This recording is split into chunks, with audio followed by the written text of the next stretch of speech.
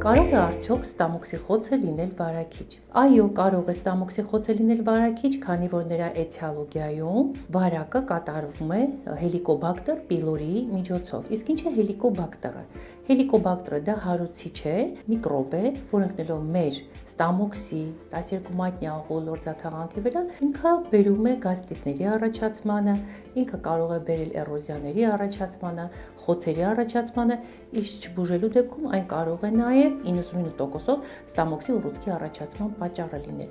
Այսինքն այն համարվում է ուռուցքածին։ Իսկ ինչու այն համարվում վարակիչ, քանի որ այն ինֆեկցիա է, այն վարակ է եւ վարակը անցնում է թքի համբույրի միջոցով, կենցաղի միջոցով, բաժակների, ափսեների միջոցով,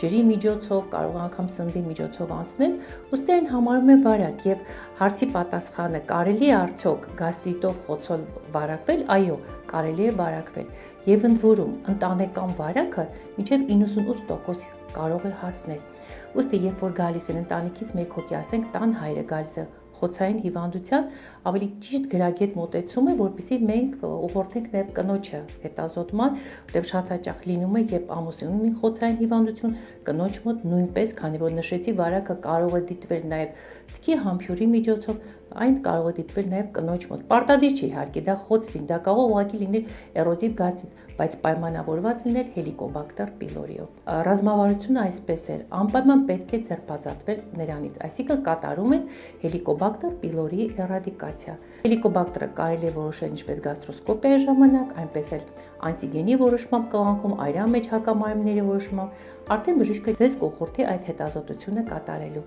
Այնպես որ եղեք տեղեկացված, եղեք առողջ եւ անպայման դիմեք բժշկի։